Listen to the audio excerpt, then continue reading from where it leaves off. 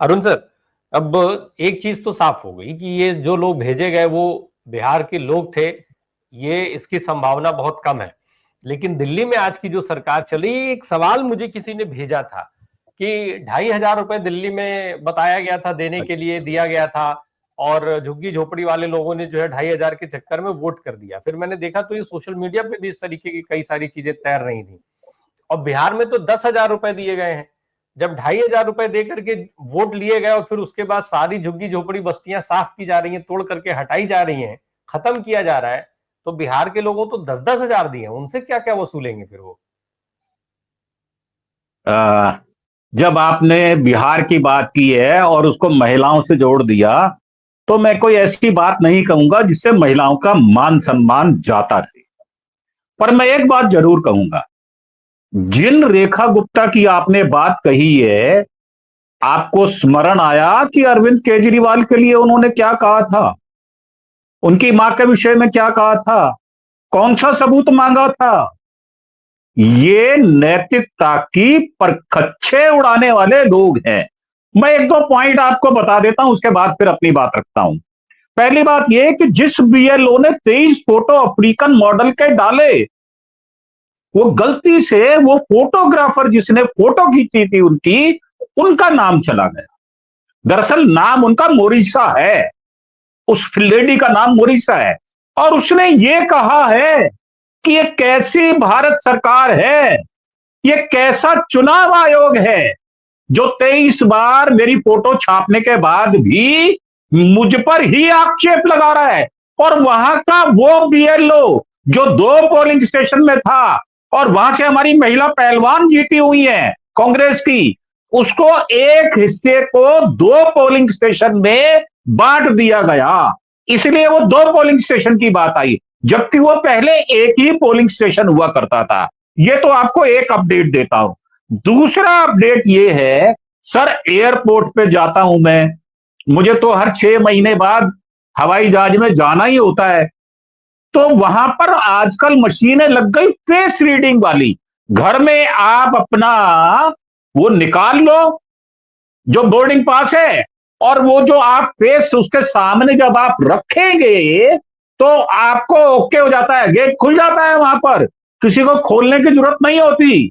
तो ये टेक्नोलॉजी तो हिंदुस्तान में भी काफी देर से आ चुकी, कई सालों से है।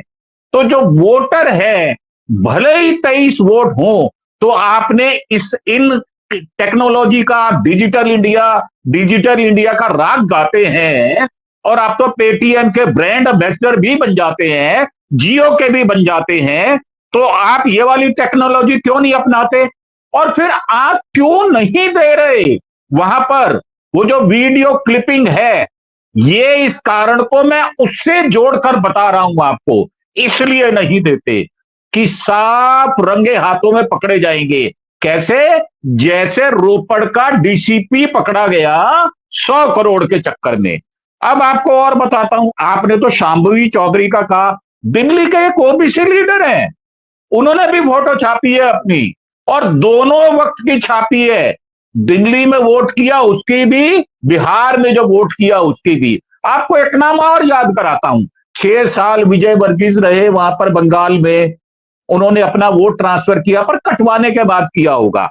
एक बात आपको और बता देता हूं कि फॉर्म 8 भी जो भरा जाता है, वो वोटर जो अपना नाम जुड़वाना चाह रहा है, ये उसकी भी लायबिलिटी है।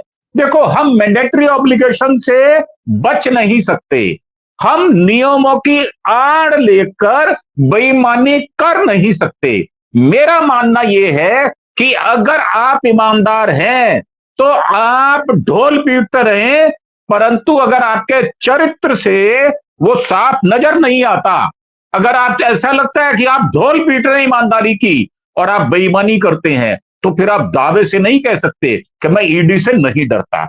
एक बात। दूसरी बात और, ये जो चुनाव आयोग है, ये चुनाव आयोग ना बनकर इसका वाह पीछे से हट गया, ये चूना उद्योग बन गया है, ये चूना उद्योग है। और कैचुआ तो बहुत पुराना है, कैचुआ नया नहीं है।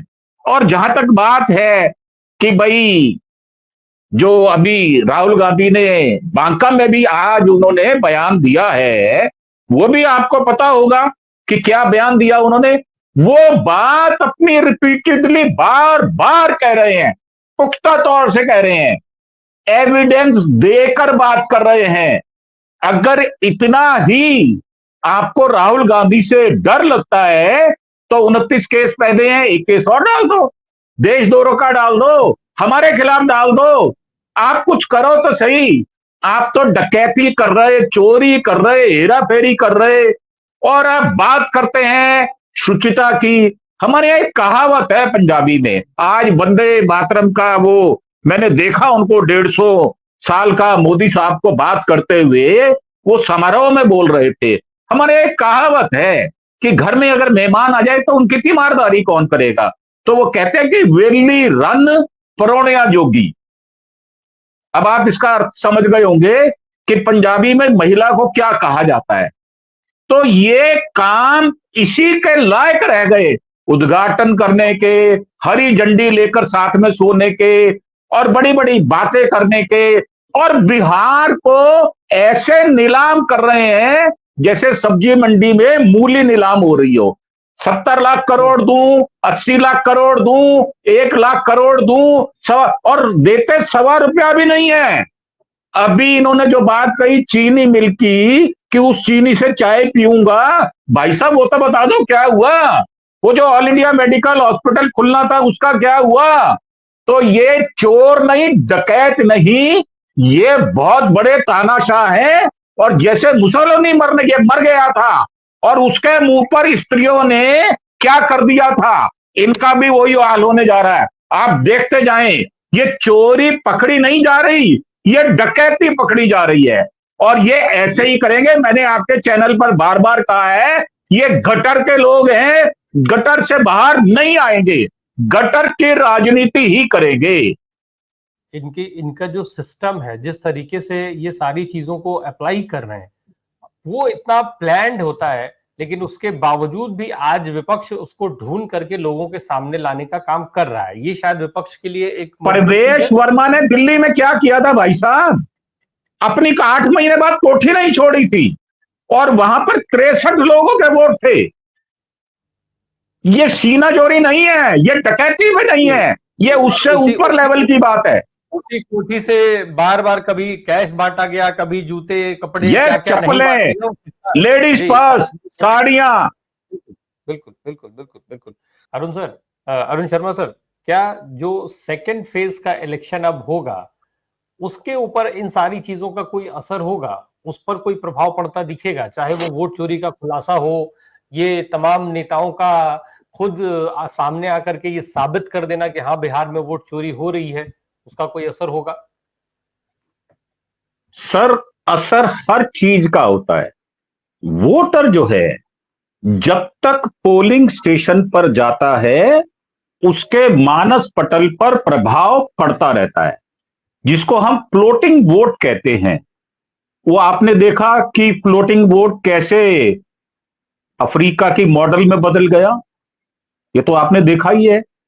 और सच में जो होता है, जो 18 वर्ष का बच्चा है, जिसने नीतीश बाबू के अलावा किसी को नहीं देखा, उसको आप कैसे समझाओगे कि भाई लालू यादव साहब ने इतना पैसा रेलवे का प्रॉफिट में दिया था। उसको नहीं मालूम। आपको यह संदेश उस तक पहुंचाना पड़ेगा।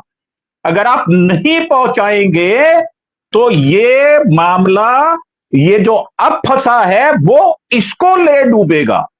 मतलब इस पर वो मनन करेगा कि साहब जब चोरी हो रही है तो मैं चोरों को वोट क्यों दूं। और आपको तो पता है, एक जगह नारे लग गए हैं कि वोट चोर गद्दी छोड़, वहां पोलिंग स्टेशन पर लगे नारे।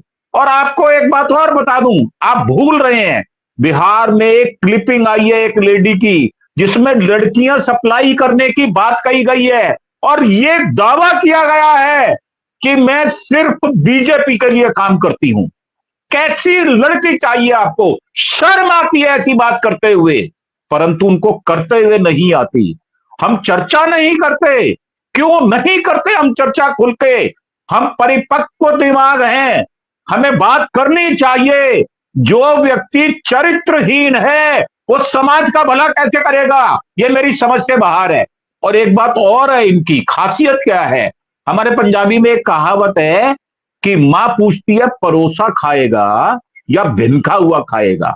अब परोसा खाने का मतलब यह है कि मां रसोई में रोटी बना रही है, वो कह रही है अपने बच्चे को गरम गरम खा ले बेटे, नहीं तो मैं तो उसमें हमारे यहाँ कटोरदान जो होता है उसमें रख दूंगी टोकरी में, उसके बाद अपने आप डालना और खा लेना। उसको हम भिनखा हुआ कहते हैं। भिनखा कहते हैं जिसपे मक्खी बैठ गई हो। तो ये जनता को भिनखा हुआ देने के आदी हैं। ये परोसा हुआ नहीं देते, ये इज्जत से नहीं देते, ये अधिकार नहीं देते।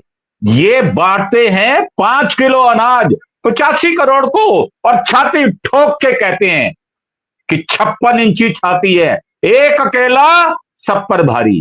क्योंकि भाई साहब ये हमारे टैक्स का पैसा है, इतनी बेदर्दी से आप कर रहे हैं, शर्म तो आती नहीं है, निर्लज्जता आती नहीं है। और अगर आपने सुनना ही है, मुझसे भी ज्यादा कड़वा बोलेंगे शीतल पी सिंह, हमारे अशोक वानखेड़े साहब, नाम लेके बात कर रहा हूं मैं, अशोक वानखेड़े साहब, वो तो धज्जियां उड़ाते हैं और आपके चैनल पर ही उड़ाते हैं, पर इनको शर्म नहीं आएगी क्योंकि इनके ऊपर चेक नहीं है। अभी हमारे सीजीआई साहब ने क्या कहा एक केस में कि मेरे रिटायरमेंट की इंतजार कर रहे हो क्या, आपको डेट की एक्सटेंशन इसीलिए चाहिए, नहीं देता। तो ये जो खुली गुंडागर्दी हो रही है, खुला खेल फरक्काबादी, ये जनता इससे तभी पार पाएगी जब इनको शंट आउट करेगी, इनकी पीठ में लात मार के इनको बाहर निकाला जाएगा, बेइज्जत करके निकाला जाएगा, तब तक ये बाज नहीं आएंगे। असर होगा, एक एक मिनट का असर होगा। अगर उस दिन सुबेरे भी, अब एक दिन पहले घटना हुई ना, तो आप देखो वोट चोरी के बारे में कैसे मुद्दा बना और जबरदस्त लोगों ने, महिलाओं ने कैसे कहा कि क्या 10,000 रुपए के लिए आपने हमें जिंदगी भर के लिए खरीद लिया क्या, ये सारी जिंदगी पैसा चलेगा क्या, 2 लाख मिलेगा क्या। तो ये इस बात का असर होगा, निश्चित रूप से होगा। और खास तौर से 18 से लेकर 29 वर्ष तक के बच्चों पर असर अवश्य होगा। जैसे इमरजेंसी में 8 महीने में जेल के अंदर रहा, मेरे मानस पटल से वो दिन भुलाए नहीं जाते, क्योंकि वो मेरा स्वर्णिम काल था, गोल्डन पीरियड था मेरा, इतना यंग, उसके बावजूद 8 महीने जेल में रहे इमरजेंसी में। तो मेरा मानना यह है कि बिहार के बच्चे बड़े फर्टाइल माइंड हैं, जो लैंप के नीचे पढ़ लेते हैं वो इतनी बात नहीं समझता क्या, आप अंडर एस्टिमेट क्यों करते हो। बिल्कुल पड़ेगा, पॉजिटिव पड़ेगा, महागठबंधन की फेवर में पड़ेगा। चोर कभी भी अपने आप को सिद्ध नहीं कर सकता कि वो साध है, और ये तो डकैत है।